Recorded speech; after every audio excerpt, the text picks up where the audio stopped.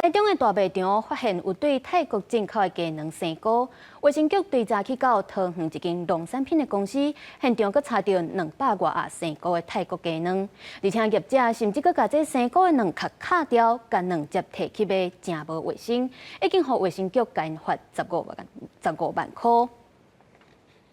台中市卫生局人员临时到市区一间大型的卖场考察，因为民众伫货架顶边发现几若盒已经生菇的泰国进口的鸡卵。台中市卫生局赶紧要求这批鸡卵全数爱回收，因为这两品的上游厂商日军农产品公司位伫桃园市，也转通报桃园市卫生局。桃园市卫生局去查迄个时阵，发现该公司竟然将这生菇的鸡卵搁再制作提出来卖。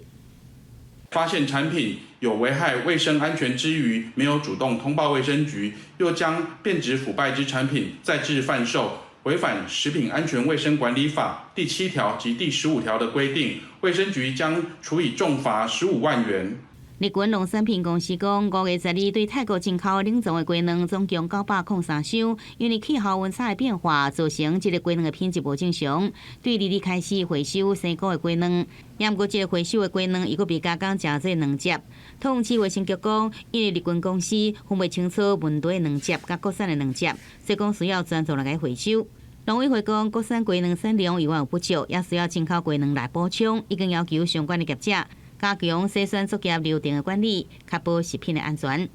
我们目前还是依照市场的一个供需的一个状况，那机动性的从国外的一个不同的来源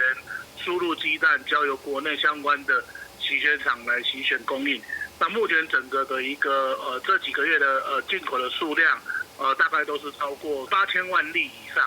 农委会特务处讲，专案进口的鸡卵来自国内国家，部分进口鸡卵的进入国内鸡卵的仓库，看市场供需来调整。等到国内鸡卵的产能恢复，就会以国产的鸡卵为主，会兼顾消费者甲农民的权益。记者综合报道。